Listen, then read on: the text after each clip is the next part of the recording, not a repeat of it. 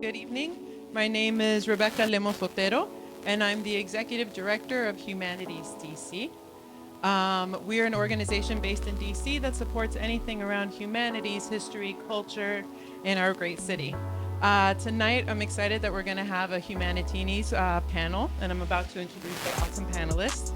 But wanted to let anyone else know out there that if you are also interested in exploring something around DC history and you're just looking for that grant opportunity to help you get it off the ground, definitely check us out and learn more about our work. So, I'd like to introduce FolaSade Pyne, and she is a third-generation Washingtonian of both American and Nigerian heritage. As a product of two worlds, she passionately centers justice for Black people in her work. FolaSade studied political science at North Carolina A&T State University. After graduating during the Great Recession, FolaSade's journey led her to work in education, teaching DC public school students. Over the past 7 years, her career focus has been in issue advocacy at nonprofit organizations, specializing in gun violence prevention, healthcare, social impact, and racial justice. FolaSade is the host and executive producer of Unskripted Conversations, which is where we are this evening. I want to do a shout out and thank you to everyone who joined us today in person and everyone out in the internet world. Unscripted Conversations is a revolutionary experience for Black people who have complex conversations about our community in a safe space. The conversations are interactive and will conclude with solutions. Panelists will discuss what we can do at an individual level, a systemic level, and what we can take home to implement with our families. So with no further ado, I'd love to introduce our host tonight. Thank you. Today we'll be discussing the topic of gentrification in our nation's capital, Washington, D.C. And this is my hometown. This is a city where I grew up, my mother grew up, and also my grandmother grew up. And so this conversation tonight hits home. One of the things that I've noticed with gentrification is that it hits home for native Washingtonians, D.C. natives, to a different extent that a lot of people who are newer residents don't quite understand why we're so protective of our city and of our culture. I've witnessed firsthand the transformation of my city, the beautification of parts of my city where I've gone to places where I've never visited in the past. I've seen the rise of luxury apartments, fast food, and high-end restaurants, new grocery stores. And so when you look up the literal term, the definition of gentrification, it's not a horrible thing. It literally means the making of something more refined, respectable, or polite. And so what we see, the beautification of DC aligns with that. But the reality of gentrification is that it's a mass displacement, removal, and uprooting of people, Black people, Black businesses, and the culture of the city. The cost of rent prices and home prices have skyrocketed over the past couple of decades. In 2019, DC was declared the most gentrified city in the nation. At the same time, mass incarceration plays a great role with this. And when a lot of our people are locked in cages and come back to the city, they don't recognize the place. It's completely transformed for the good and for the bad. And so tonight we'll be exploring the many aspects of gentrification. Before we get into the conversation, we have a short video which will bring us into this topic. Anybody can become homeless at any time. Homelessness does not discriminate. This is not the usual conversation starter, but when gentrification is a hot topic pouring over the chocolate city, this statement becomes a reality. Merriam-Webster describes gentrification as the process of making someone or something more refined, polite, or respectable. But we also know it as poor urban area being changed by wealthier people moving in, improving housing, adding new businesses, and displacing current inhabitants in the process. In the district, low-income residents are being pushed out of the neighborhoods at some of the highest rates in the country, according to the Institute on Metropolitan Opportunity. Neighborhood disputes have created huge movements in retaliation to the fast-changing demographics. Certain areas in Ward 6 have seen more than a 75% of their lower-income residents disappear. You can witness the juxtaposition of rundown buildings right next to freshly renovated ones. Houseless people sleeping right under luxury apartments. DC is an enormous budget. We have $100 million housing trust fund that they can extrapolate money from for the budget. So it's just a matter of combining resources with other nonprofits who are engaged in the same activity and have the same goals. Which brings us to our discussion today. Does gentrification create the American dream? Or does the displacement caused by these changes cause a neighborhood nightmare? And hosted by FolaSade Pyne, who will speak with America's go-to money coach and investment expert, Syga Thomas, who teaches people about how to invest, eliminate debt, attain financial freedom, and begin a path to financial literacy and independence through Madewell.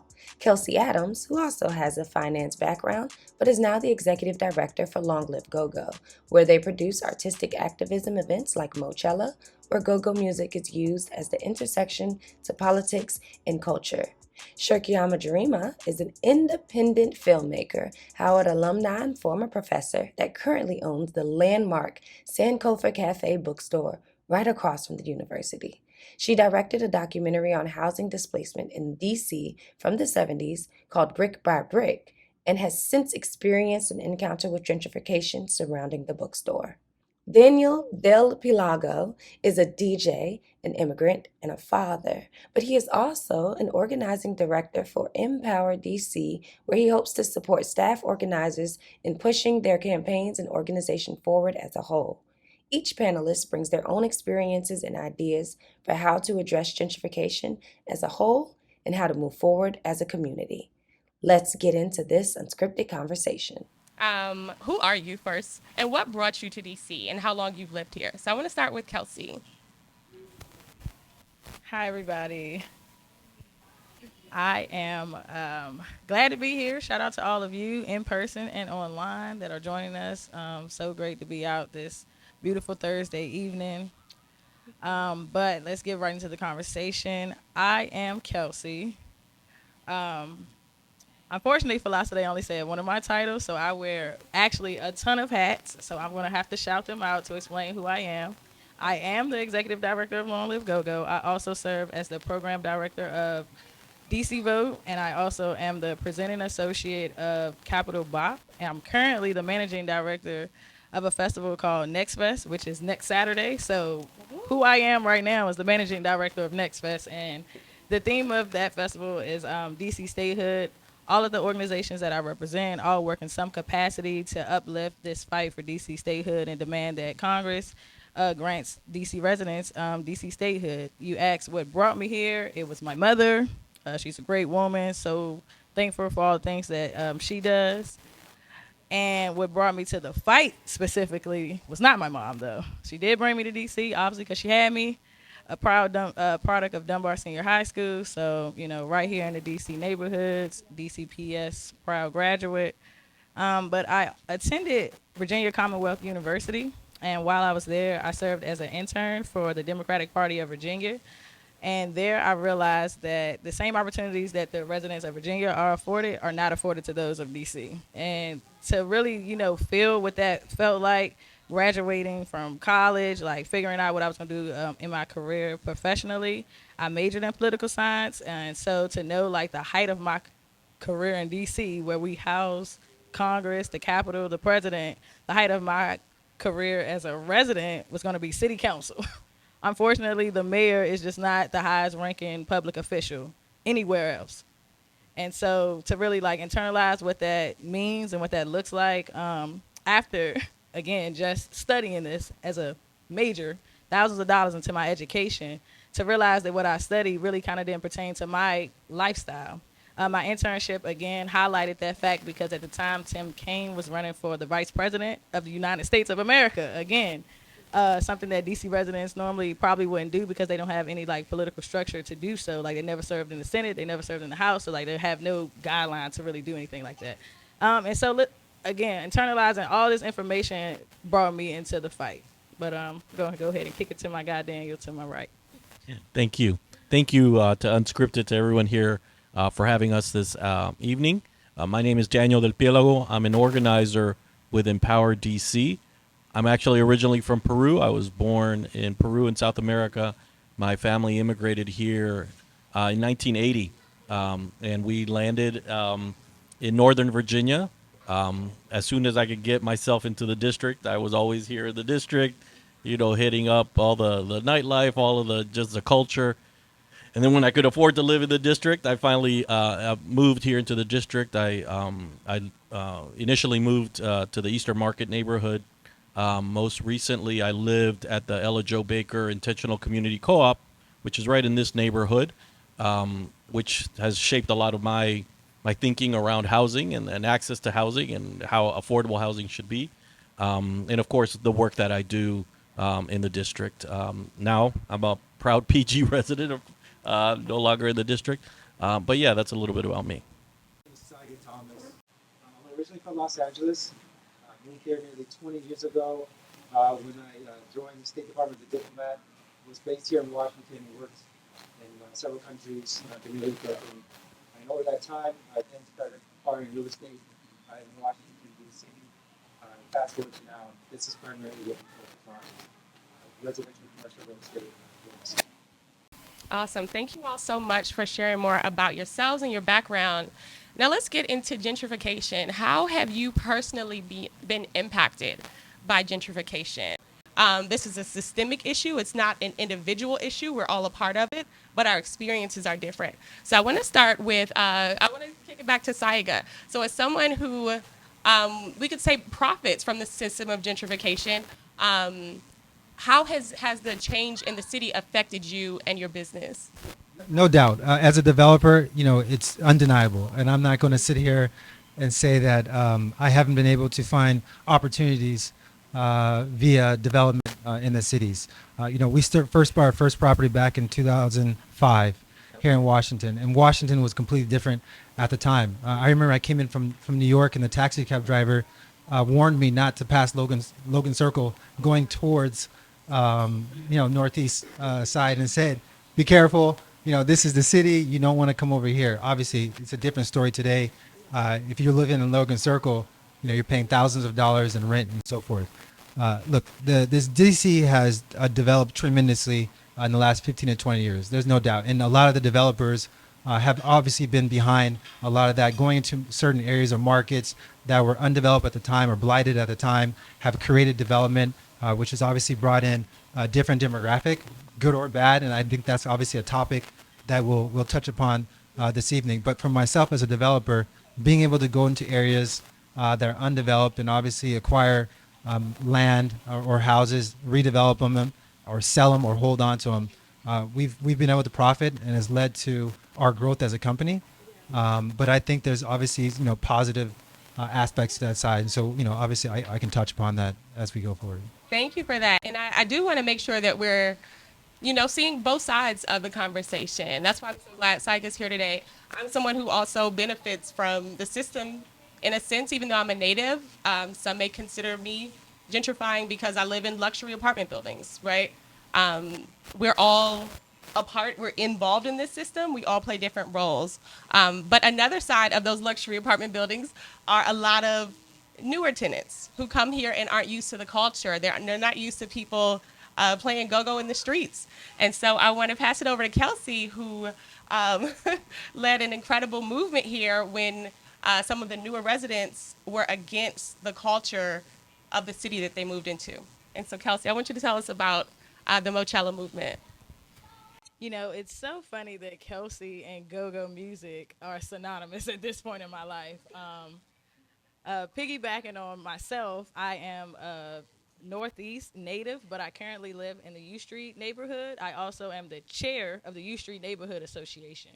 I'm the youngest African American voice inside of that organization as well. So how I experience gentrification is probably just, I would say, very different from anyone else. So I feel like firsthand, I probably didn't necessarily experience it. My mom was a paralegal. Growing up, I chose to not go to private school. Like, I just kind of begged my mom to not send me to St. John's. I said I want to go to Dunbar, and so I went to Dunbar. But if I would have wanted to go to St. John's, I could have went to St. John's. But what I did notice was when I was in my boss's office and the situation happened with the Metro PCS incident, that it wasn't necessarily the music that was the issue. It was the plight of, to be clear, white people moving into what used to be a predominantly black neighborhood. And I did want to clarify that definition of gentrification. So Merriam-Webster does read a very beautiful definition of gentrification at this point, that it's all polite and redeveloping neighborhoods, X, Y, and Z. Oxford decided to go the extra mile and really make it for what it is today, and it's the plight of wealthy people moving into urban areas with the influx of new businesses. And the detriment of that is that the natives, what would have been current inhabitants of those areas, are not able to afford those new businesses. And so what we saw that happened with the Metro PCS situation was people who probably have phones that are Metro PCS phones. Like, let's be clear, most people have a phone plan, iPhone, paying a monthly, lease fee for your phone. I know most people don't even own their iPhones. And so when you talk about, the real underlining of what's going on in these communities is most people are living off credit. So wealthier people are living off credit. People who are natives or inhabitants to an urban community are probably utilizing community resources that were already there, including Metro PCS phones, including Social Security phones that Metro PCS stores gives out for the elderly, okay, who can't afford a phone plan at all. And so I think that we try to put like beautiful wording around what's really happening. But if you dig deep and really understand, what's happening, you see that it's not just necessarily this surface level, oh, these people are coming in, but it's a displacement of not only politics, but of culture. And so the culture that already exists in a community is going to be displaced when you have, quote unquote, wealthier people, because wealthy is also, again, a mindset. It's a piece of paper. But your actual mind could be wealthy and you just have no paper to back that up. And so in my opinion, culture is more of a tangible, lucrative thing that somebody can make income off of than paper. If you have $100, you can't just remake $100. You can't go to a print shop, and make $100 and that's a liable piece of paper. No.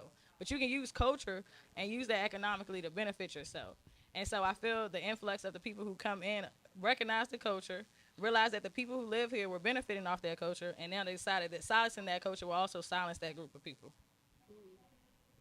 Thank you for sharing that, Kelsye. And I want to also pass it over to you, Daniel, to talk about your experience. And I know this is the work that you do every day at Empower DC, but also would love to hear about that, but also how it's impacted you personally. Sure. On a personal level, I would say not as much, in the sense that I'm an immigrant to this country. I grew up in Northern Virginia. As I mentioned, when I could afford to live in the district and move into my friend's basement, that's what I did. Most recently, as somebody who has lived here a significant amount of time, when my daughters were getting bigger, and we started thinking of more space, it just didn't make sense for us, with our budget, with what we could afford, to actually buy in the district, because it's just so expensive. So it's kind of like it's poor us, but I think on a personal level. Now, what I've seen through the work is a lot what my colleague here, Kelsye, has mentioned, is really, this fight for land is what it's come down to. And that translates into culture.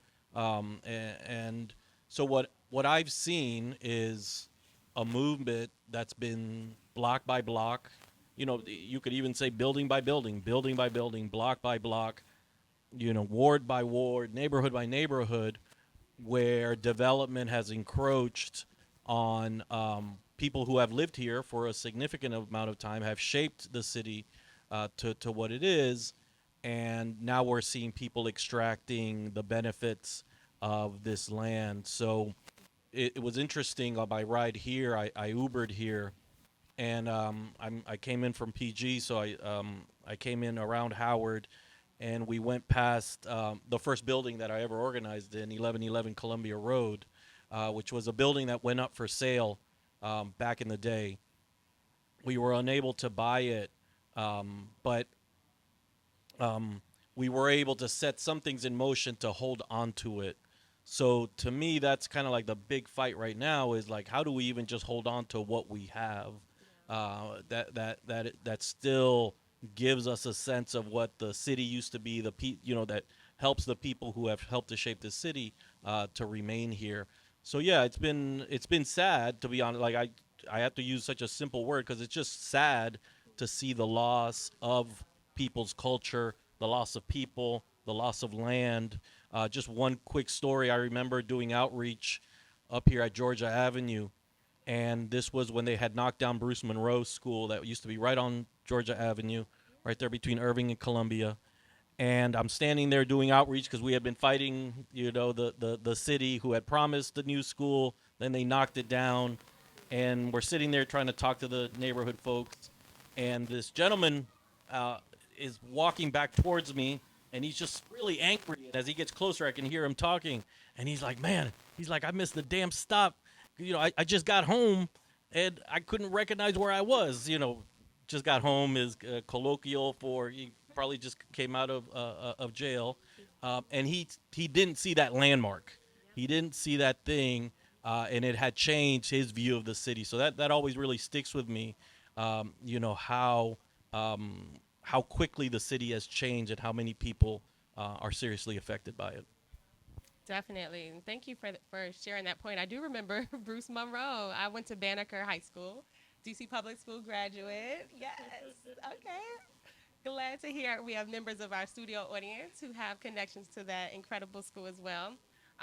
But yeah, Bruce Monroe, I used to pass it on the way home. And I was just in that area the other day and I forgot that was a whole school. Now it's a park and there's a dog park there as well. But I think Well, there's. yeah, and it's interesting because that plot of land, when they tore it down, the then council member Jim Graham said it was interim use. This park would be interim use. Now it's tied to the redevelopment that's happening a little bit up the street, the Park Morton Public Housing. So they are going to actually that some of that park and that land will be used to build so-called replacement housing for the Park Morton redevelopment. So it gives you an insight as to I guess there's like the definition of gentrification. I think an added layer to that is the I don't want to say collusion because maybe it is the collusion between government and developers and investors into changing neighborhoods. Right? They saw this piece of land for its long-term use and are now cashing in. Yeah, and I think that you bring up a really good point about collusion. Gentrification is a team sport, and I think when we have this conversation, it's important to go back and look at the history. It didn't start with Bowser. Bowser, our mayor, is very developer friendly. However, this didn't start with her. This started decades ago with mayors like Fenty, mayors like Anthony Williams, who set the stage for where we are today. And I think it's really important to always look back to understand where we're going. My mother, who grew up in this city, told me that when she was in her 20s, she came across something called the DC Development Plan. And in that plan, it said that by the year 2000, DC would only be for the wealthy. It would not be the city that it was in the 70s when there was a predominantly black city, when it was considered Chocolate City. And there's been a lot of change in that history over the years. In 2015 was when DC was declared no longer Chocolate City because the number of non-black residents exceeded how many black residents there were. Right now, we are seeing those trends change. So there was a report that recently came out with News One in this past July that spoke about how the pandemic actually shifted the number of black people who are still in the city and actually caused a certain white flight out of the city. So it's very interesting just to see that. But I think the conversation is more complex than just black and white. It's about the removal of people and the government making business deals that are prioritized over the well-being of the people. And so I guess we can all look at our different approaches to how to address gentrification, but who do you all think are the true villains? Do you think it's the government? Do you think it's the businesses? Do you think it's the newer residents who are coming in from Montana and Wisconsin and who are not concerned about the history and are just here to make their money and leave? Who do you think are some of, and maybe we don't use the word villains, but who do we think are some of the people who are responsible? I do think it's a team sport, but who do you think could be looked at as an entity that needs to be addressed in this issue? And I'll let anyone jump in, whoever's ready. We're all looking around. You know, in our experience, it has been in Power DC. We do a lot of work around public housing, which is federally owned land. You know, there's the local government is also involved in it, and what we've seen is once again this collusion between local government and private developers. So what the city recently did, I had mentioned Park Morton, along with Berry Farm, which is a historic black neighborhood here in the district. It was a neighborhood where formerly enslaved black people pooled their resources together, bought the plantation from Berry, and created this neighborhood, Berry Farm Hillsdale. Then through the years, through the highways and all of that, a lot of that land was taken, and in the 40s they built public housing there. The city has created this program called the New Communities Initiative, which is a hint at what's happening there. So the city and the theme there, the narrative is that because this public housing is so run down that we now, and because our local government can't invest and the federal government is getting out the game, which they are, we need private funders to bring to rebuild these neighborhoods, to redevelop them and create new neighborhoods, and deconcentrate poverty. I always think that that's a deconcentration of power, where we've seen black neighborhoods, black communities come together. There's been some move to deconcentrate that potential power that exists there. So to us, it's fairly clear that the government is playing a huge role in allowing developments to take place that not only displace people but erase history. At Berry Farm, we've done a lot of work to preserve that history. We actually were able to get a historic designation at Berry Farm. The city fought us tooth and nail to not get that designation. It's interesting that just recently, when they're announced that they're breaking ground, you know, the mayor is saying this historic neighborhood, they were fighting us for that not to happen. They wanted to literally, it would have been erased. That history would have not been there. So for us, I mean, a key player is the local government. And then, of course, the developers that, you know, aren't there with a value set and are there to extract as much money as possible. So, and then we see that revolving door, because we've seen quite a bit of people who work for the local government also working with developers and back and forth. So those are two key players, I think, that we can't, you know, that we have to realize. Definitely, and I think I want to pass it to Syga to hear your perspective. And I know you have interest in financial education and helping people to be in a better place financially to actually benefit from the new development happening. So I want to pass it to you. So gentrification is not unique to DC. That's the first thing I want to make sure it's clear. Gentrification takes place any corner of the world you go in right now. The same conversation could be had, right, regarding that city specifically. I think it's interesting. I'm listening to some of the words that are being sort of lobbied out there, such as villain, or the government allowing developments to take place. 'Cause I look at it in a different way. Okay. I look at it as collaborations, partnerships, facilitating development. You know, I think it's important to recognize that governments should not be in the business of building developments. Right? That is not their main business. It is saying, we're going to come in, get an architect, and we're going to hire a contractor to go build. Right? They're not efficient. and it should be left over to private companies. That way, your tax dollars are invested in a more efficient way. There is no winner in this. I think the biggest victim in this is the culture itself. I think that's really who's losing out on it. But I think it's difficult to say this is the proponent, this is the person who is responsible for it. I think it takes a little bit of everything, and I'm going to give you an example. I get pretty much every week maybe an email or call from a resident looking to sell their home. So they call me and say, hey, we've been here for 20, 30 years. We know you did this development. We like the way that development came out. We would like to sell our home. Are you interested? That's not me calling them. Wow. That's not me, looking to buy their home. But this is them making a decision saying at this point in our life, we no longer, remember, DC has changed in 40 years as well. There are a lot of people who live in DC. It's different. Traffic is a lot. There's a lot of people concentrated into a small area. So in some cases, people just simply want to leave. And so instead of necessarily just putting their house on the market, they call a developer, and you see sort of these neighborhoods changing. I think that it's sad to see some of these neighborhoods change in such a great way. Right now we're building a project in a neighborhood where 15 years ago, it was 96% black. I think they did a recent study, and now it's like 47% black. That's not what I want to see. And so I think the goal of everyone, and I'm hoping this is what this conversation is about, is, what can we do to change this? What can we do to make sure that culture remains, that people who want to stay in their homes can stay, that rents are not going to a position where they can no longer afford, or condos, when these new condo developments come in, they're simply unattainable. And so that's sort of just my 2 cents. And I'm glad you brought up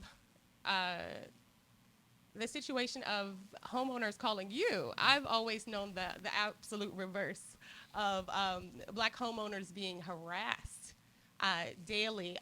We have a family home that we unfortunately had to sell. It was on Kansas Avenue in Northwest. My grandparents owned that home.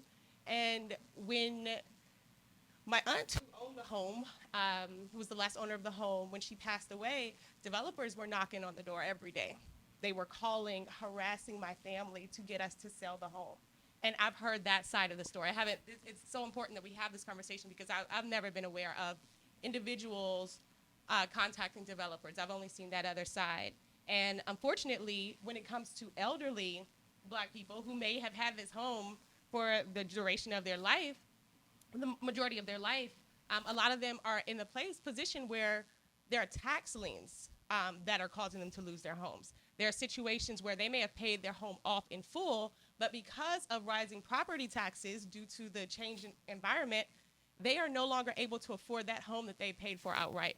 And I know, Daniel, in some of your work, you all work with evictions and also just people being displaced. So if you could touch a little bit on that, I'd love to hear that. Yeah, so I agree with the brother here. I think the goal is to figure out how do we do sustainable developments, right? Unfortunately, in a project like Berry Farm, what we've seen is it started about 20 years ago as an idea, the city council approving this idea of the New Communities Initiative. Over the past couple of years, we've seen the displacement of the people. We still don't know when people will come back.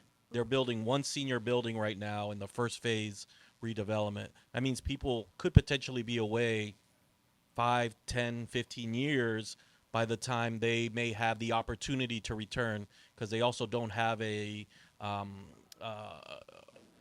right, an actionable right of return. Like, they can't go to court and say if somebody tries to stop them from returning.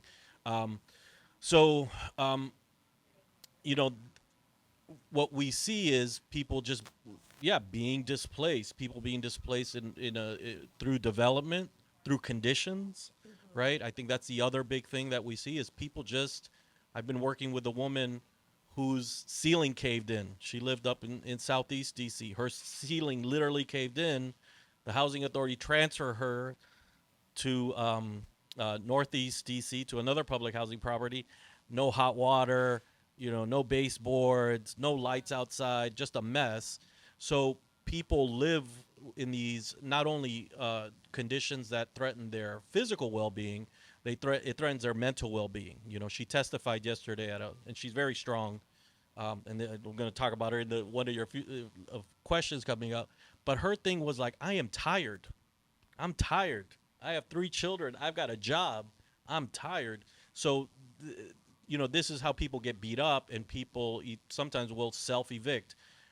Now what we're seeing after, unfortunately, after the pandemic is we're seeing, once again, much like I know many people cashed in New Orleans during the hurricane, what we're seeing in the district is a deluge of evictions where people simply can't catch up. They simply can't catch up. There's not enough programs to help them pay the balances that they have, even though there was a federal program. That money's gone, at least here in D.C. There is a local program that will only pay a certain amount. And people are at this place where even if they are able to pay the balance that they have, moving forward is the issue. So we see these many streams, these many levers that people get displaced, and it's all, you know, somebody will benefit from that, right? When somebody is displaced from their apartment because they're evicted, the landlord can raise the rent higher than the rent control if it's under rent control. So there's just a lot of incentive to push people out, and that's what we've been seeing in the district. I mean, I think that's, you can't question that. Right, and that's an interesting concept you brought up, self-eviction. Yeah, very, very challenging to like comprehend. But yeah, some people are in a position where that happens. And I would say people who are forced to move out of the city, like you mentioned, PG County. My mom described it today as the 9th ward of DC. DC has 8 wards. PG County is that 9th ward because that's where so many people are forced to move out of when they are no longer able to afford the city, when they are in a position of being self-evicted as opposed to being forced out of the city. The next question, and I think, Syga, you brought up a really good point about solutions. I think every conversation that we have on Unscripted Conversations, we talk about solutions, what we can do, because we're in this, right? We can't undo, or we can't just look at the situation as woe is me. We have to figure out how do we make it more equitable, right? If there's going to be development, how can it be sustainable for the people? So what do you all think can and should be done to help preserve the culture, the people in DC? And I want to start with Kelsye because we haven't heard from you in a little bit. Well, and this kind of answers the villain question as well. So the collusion, though, unfortunately, in my opinion, is, again, that lack of DC statehood. So not having a voice in the Senate honestly matters in the gentrification conversation. And when we talk about preserving the land, the federal government can do that. When we talk about coronavirus and the CARES Act and running out of funds, the federal government would have allotted us those funds. Unfortunately, not having a voice in those conversations was detrimental. We saw a lot of businesses close in D.C. Most of those were black and brown businesses, and that's because 25% of the funds that were allotted during the CARES Act were allotted to districts and territories.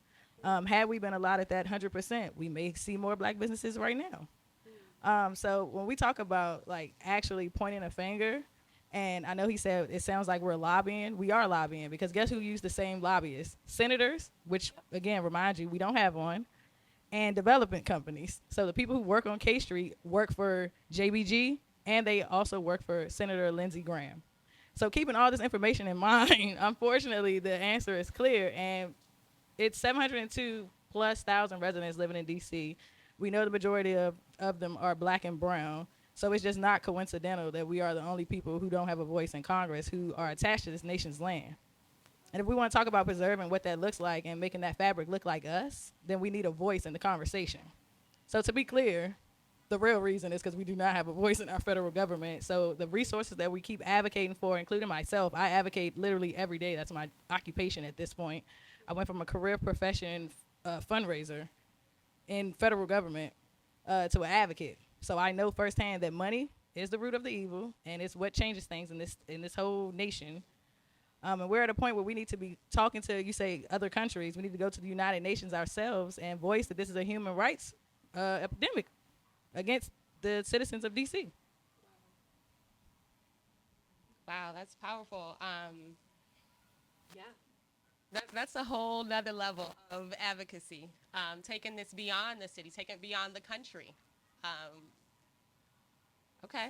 Next, I want to hear from Daniel about what do you think can be done to preserve the culture, the people, the fabric of the city. Yeah. So I think for us, we always say organize, right? Our thing is organize. People need to get organized, need to figure out what the issue is, how to fight it, and develop a plan to execute, right? So part of our work is not only to fight kind of these big fights, but to really bring people together and either like uplift that those superpowers that they already have, or be able to help them develop them so they can be ready to fight. Because we realize that we are fighting issues, but we could fight any issue to build people power, right? So we need to change that dynamic where the very rich are the ones that have all the power in the city. So, some for specific things around the very specific work that we do, or like around public housing, we are we're fighting for an actionable right of return, so people who get displaced are able to return, not because they may be back on their rent, they will be out because they got caught with a J.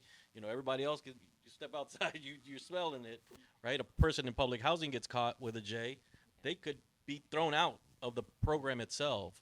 So we're also looking at how do we create home ownership opportunities for people in these redevelopments? How do they get a piece of the pie, some sort of equity? Because a lot of people benefit from all the money that gets thrown around. So, for example, at Berry Farm, the New Communities Initiative, the city, the deputy mayor for planning and economic development, has invested all of the money into that development.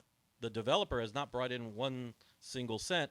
In fact, they get paid an administrative fee to move the project along, so called. So we need to, this is somewhat of a shift in philosophy and values, but we need to at the very least give directly impacted people a piece of that pie.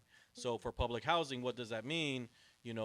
Potentially something similar to TOPA, which is a Tenant Opportunity to Purchase Act. If this were a rent controlled building and the owner decided to sell it, the tenants could have a chance to buy it or assign their rights, which is good because then you can negotiate.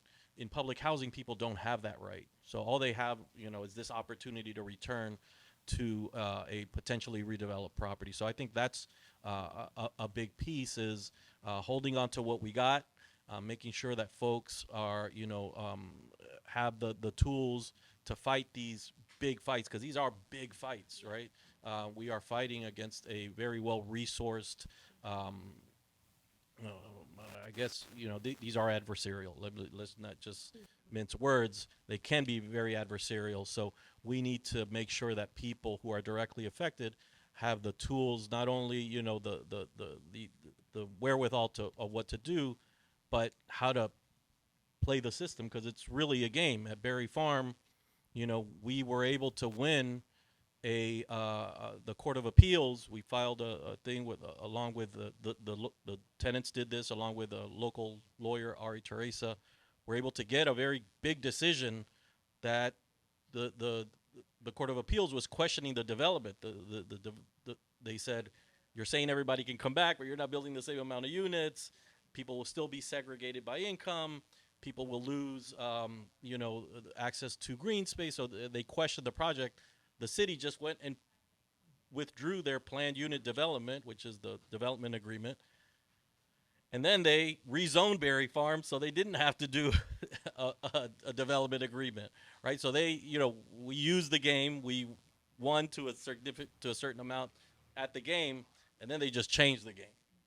So I think that's part of it is really, and I think our work little by little, like right now, the Office of the Attorney General is working to better help residents of the district understand zoning and the crucial role that plays. Awesome. Thank you for sharing that. And Syga, from you, what do you think can be done in terms of preserving DC from a development standpoint? Equitable. I think we talked about that a little bit. I'd love to hear more. I think what's great about these type of discussions, at least for me as a developer, I love hearing this right now, and that's going to allow us when I go back tomorrow. I'm always thinking, right? So even right now, I'm always saying, wow, I want to develop that piece of land that's far away from it. You guys have no clue where. I'm already thinking, how can I develop that? What is it going to look like? What is that community going to look like when it's finished, right? And it's important to understand, the impact that we have as developers on the community, not just now, but 10, 15, 50 years from now. So when you have conversations like this, and it becomes real, because you're hearing voices, I think it really helps paint a different picture. So as a developer, and I don't want to say just developers, but for this evening's conversation, I'm the developer, and I'm happy to advocate and talk about what we do. I can flip that hat in a second and be at their side as well, and be able to talk about the challenges that we face in communities. But at the same time, I think having this real conversation is important for developers. So when I say change, it's making it real for the people who are having to decide. I heard about developer fees for projects and financing projects. Financing these projects is expensive and it's difficult. And it's not, you go buy a house, we all, for those who own homes or condos or whatever it is, you know how difficult that process is to just buy a house. Well, you're doing a $50 million project. Just imagine what that process looks like. So it's not easy for anyone. But I think that hearing this conversation right now for other developers, I guarantee you, if they really were able to see, are there opportunities to keep people in place? Are there opportunities to where financially it makes sense, meaning we can still do this project? I think those opportunities would be taken advantage of. Thank you so much for sharing that. And I think a way for us to wrap too is to talk about who is doing some of the great work. Who are some of the champions? I know that each of you in your own way are advocating for the preservation of the people and the culture of the city. I know right now, our mayor, who I did share, is very developer friendly. At the same time, she recently started an initiative entitled the Black Homeownership Task Force. And their goal is to increase Black homeownership by the year 2030. And they have a whole team. We wanted them to be a part of the conversation tonight, but they are still doing their investigations, and they weren't ready to speak yet. But they will have recommendations on how they plan to implement that program in October of this year. So who are some of the people, or what are some of the ways what are some of the positive ways that people can help on an individual level or on a systemic level?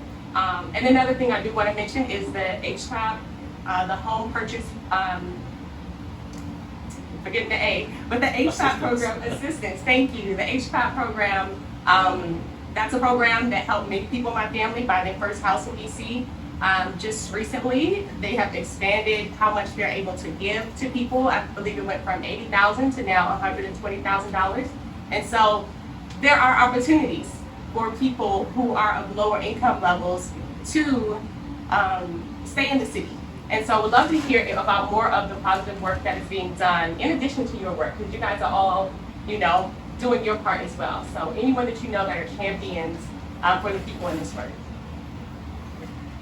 I mean, I would just uplift the names of the women. I primarily work with Black women in the district that are preserving and doing the work to save public housing. So I think these women are, and much like the history of this country, Black women have been at the forefront of protecting culture, of moving the movement forward. So I think there are a lot of they're not the executive directors of organizations, but they are the leaders of tenant associations. They're the leaders of neighborhood groups, So I think we really do need to pay more attention to those voices and uplift those folks that are doing the groundwork. They're putting their shoulder to the wheel, putting their necks on the line to make sure that we hold on to what we have and we're leaving something better for those to come. So I think that's a big part of the work. I think also, I would encourage folks to join an organization. At the end of the day, there's a local rapper that did a song for us back in the day. He said, if you want to change your situation, you better join an organization. Wow. That's nothing new. That's what Kwame Ture told us all, right? You want to you want to change things, get organized, create, and join or join an organization. Love that. Kelsye or Syga, any champions that you want to uplift, or just recommendations for what people can do on an individual level, what can be done on a systemic level, but champions doing this work?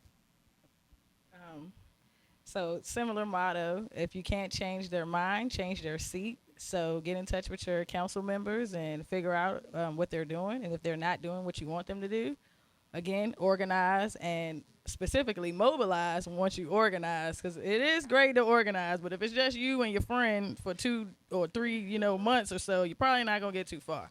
So you need to get some more people on your ship, and sell that ship and sell it right on over to your council member. Have a list of demands, be very specific, let them know exactly what you're asking for, and know what you want as well. As far as a champion, other than the local organizations, unfortunately for me, I don't have a champion to highlight for gentrification in DC. It is rapidly increasing. I personally know, U Street Neighborhood Association, so Lee's Flower Shop, 1945, Ben's Chili Bowl, 1958. And me, I find myself the person who always has to go in these conversations and reiterate this information. And so that's also problematic for me. Unfortunately, I am managing a big festival this next Saturday. So timing-wise, this probably was not that conducive to my time. But as far as getting the message out for what's occurring in my own neighborhood, I find that I'm that voice. And so I continue having to find myself on the forefront of being that voice. So you yourself, if you can get involved with any fight, get involved with it, because all these social and racial justice issues intertwine some type of way, and they all affect all of us. They are considerably nonpartisan, because if you live somewhere, you're affected by something, regardless if you have money or not. So again, no champion for me for gentrification. I think we all, can just do a little better. And we can also ask our Congress, again, to co-sponsor our bill, HR 51, to get us some statehood, I'm going to always say that. Definitely love that. And Syga, any champions in the development world making an impact for the better? Developers out there that are making an impact, and I think a lot of them approach it in their own way. There's no one way to do things. I created a foundation several years ago. We give away a lot of money every year to different organizations, both here and overseas. I do free financial literacy courses, free webinars, how to create savings accounts, how to buy your first home. I do what I can and take my steps. But clearly, this conversation has highlighted, obviously, an ongoing problem that is right now not going away. So for me, it's about how do I take this conversation, and the next time I'm speaking to one of my colleagues in the development world, sort of talk about this conversation, what we discussed. Does this pertain to what you're seeing, and so forth? I just want to make one more comment based off of that. So what I also find, as we know, my movement's kind of big or whatever, you have to meet people where they are. So unfortunately, with parents, like Saeed's, coming to a group of people that I mobilize, they're not about to retain that information. Unfortunately, if you're hosting your financial literacy class or whatnot, they don't see the value in that conversation. And so when we say meet people where they are, it's not a cliche statement. It's literally make the information and the terminology that you want that group to retain palatable for that group. And so myself, I use artistic activism, and I've been pushing artistic activism. I know for a fact that artistic activism works. I've seen myself on the Shade Room, which is one of the biggest platforms on social media. And so I know artistic activism works. At the end of the day, people have to be more intentional about the group or groups that they want to receive the messaging that they want them to receive. And that, again, looks like connecting with those people who are already on the ground doing that work. It's great to give out money from your standpoint, but at the end of the day, that's what you would look like. You just look like you're giving money to nonprofits. Unless you're on the ground literally doing the work with them, like we've worked together multiple times. So we know that we cross paths often in the nonprofit space.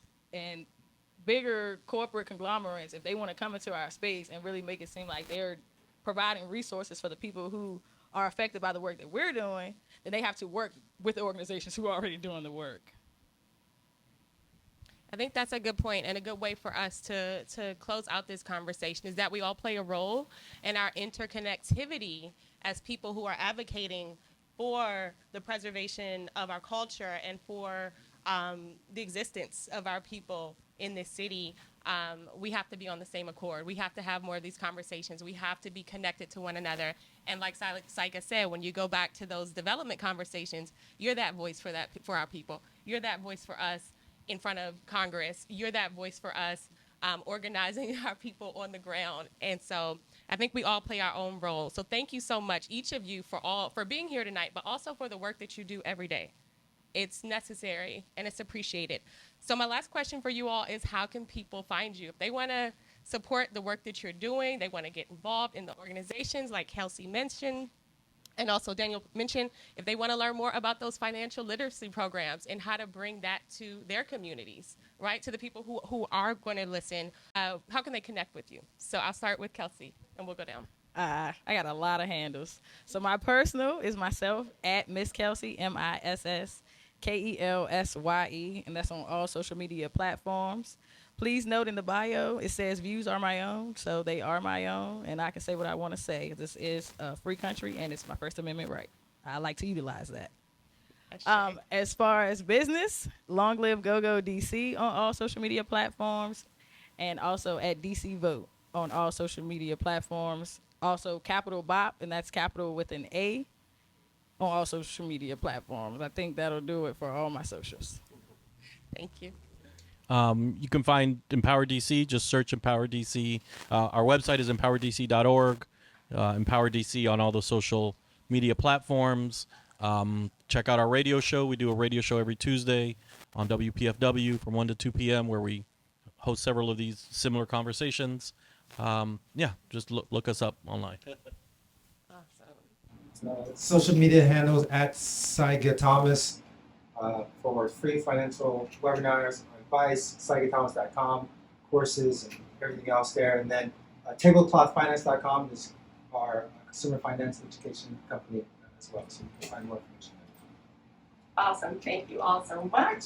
That concludes our panel, but if we have a few moments, maybe we can take a couple of questions from the audience. So we have a question from Sage Colbert, who asked, why is diversity seen as such a bad thing, and how can we as community residents aid in the inclusion of this process?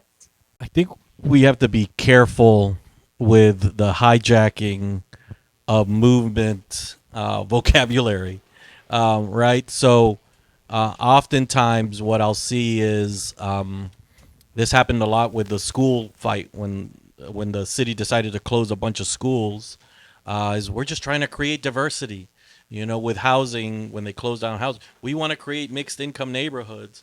So it's this idea, though, that presupposes that the people that were there need something else to round out their communities. And the fact is that does, not need to happen. So we need to be careful on how we use these words and what the real meaning behind them is. It's usually to push forward an agenda that doesn't benefit Native, Indigenous people. And I would love to touch on that as well, because just like Daniel mentioned, people hijack movements, hijack, the narrative and try to twist it into another situation. We're not upset that new people are moving into Washington, D.C. Our biggest concern is the amount of Black people who have been uprooted, who have been displaced, who have been removed, right? Their lives are important. Their lives matter. And when our city has a plan to bring in thousands of new residents a month, what they're saying is that is the priority, not the people who've been here for generations, who've been here for their entire lives. So if you look at it an example of a business, right? Imagine being a long-term customer of a business, and you give your money to them, you pay every month, and then the business is now recruiting new people, and they're ignoring you. They're just worried about getting new customers in.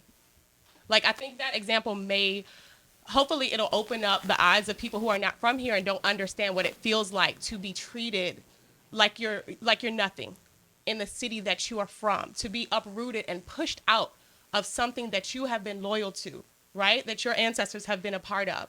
So, again, to reiterate that point, we're not against diversity. Our priority is making sure that the people who are here, who are native to the city, are not removed. And we have a second question in the audience. Where homeowners are given these opportunities to have their homes remodeled, upgraded, and they hold on to their homes, and they're able to provide housing for others. Because I know of several seniors who have been, well, scams out of their homes. Unfortunately, I have been a victim of that. And I think there are lawyers in this city who are too buddy with these judges who go take behind that robe and say, "Oh yeah, I'll meet you at Martha's vineyard, my wife and I," and because I know these scams happen, and I think it's a shame that these fake people, people who look like they might represent us, but they don't. And then they go behind the scene and they do these things. And there are too many people who have homes now who are fighting to hold on to their homes. And thank God for the group called Solomon's Project, because I think that's one avenue. And there's also the DC Black Workers Chorus that Sister Lucy Murphy and Dr. Karen Wilson have have shown that through diversity, because people in that chorus are from everywhere, Venezuela, Chile, Argentina, California, North Carolina, everywhere. And the chorus sings at different events throughout the city. Like we just performed with POWAB, Places of Worship Advisory Board, and we were able to reach many people to let them know the struggle is on. If you need help and you need someone to come to voice through their singing to help get the message out, we can do it. Okay. Or $5,000 and per month, no limit. There's no cap. I'm just curious in terms of gentrification abroad. Is there a specific roadmap for people who are being displaced? And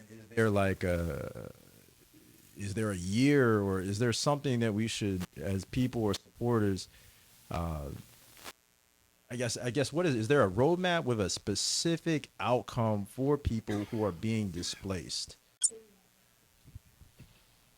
I think that's a great question, and that's something that organizationally I think we wrestle with, in the sense that because we're fighting the fight, it's hard to capture those that history.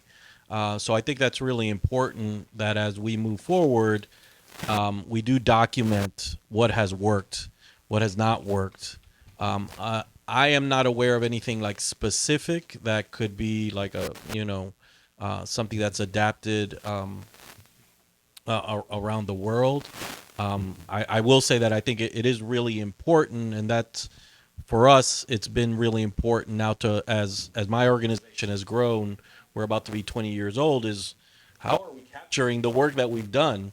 So I think that's really important, something I think, that as a movement, we really should work on and develop, these tools that really allow us to reflect on what has worked, what has not worked, and how do we move that forward. Oh, wow. We have the youth. Oh, my gosh. This is one of my favorite young people. This is Tyson. Tyson is, I could give him a whole introduction, but I'm going to let him answer his question. But Tyson is just an incredible, talented young man. And I'm going to just pass you the mic because I know you have a lot to say. At my school, it's very diverse. A lot of people go through different things. And I came from a restaurant down the street, and we were talking, and I asked, how can we change, this world? And there's so many things that you can do, but at the same time, you really don't know how to do it. There's many options that you can choose from. But I'm not gonna get into that. What I'm about to do is diversity is a big thing in this world, and I was wondering what could you do to like change how the people like change how the people use the people that give them money. So this building that we're in right now, they give the world money or the government money so they could do other things. But the government chooses to do things they want that really affect the people in the areas that they work for. And the presidents, we control the presidents if you think about it, because we give them the money so they can make more money, because there's factories to make money, there's factories to make the things that help other people make money, like these tables around us, the couches, the lights. All these people have made money from doing other things, and the government has a lot of things to do with it, because a lot of my friends, we talk about stuff and we think COVID is a reason to cause Jesus. Okay.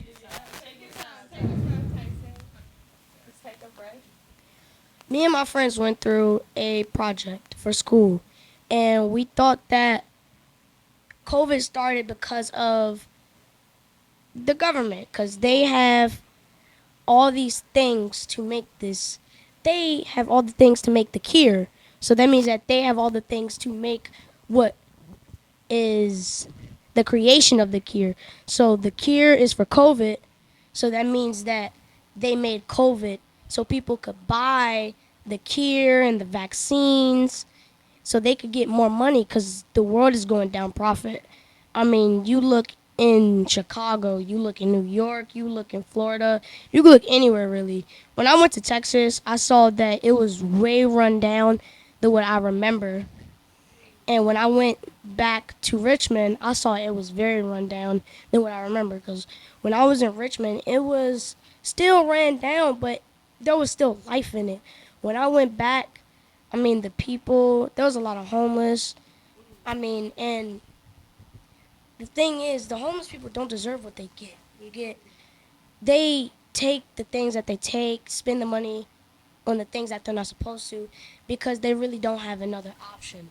These people that are controlling them for no reason are taking away their lives. That's all. Wow, thank you, Tyson. You brought up a lot of points. You talked about the profiteers from the pandemic. You talked about the homeless community, which is growing in so many cities. As we see the rise of luxury buildings, we see the increase in homelessness. So Tyson brought out a lot. I don't know if you had a specific question, Tyson, but I think I remember him asking about just how we can live together more peacefully. I think he mentioned something about that, about diversity.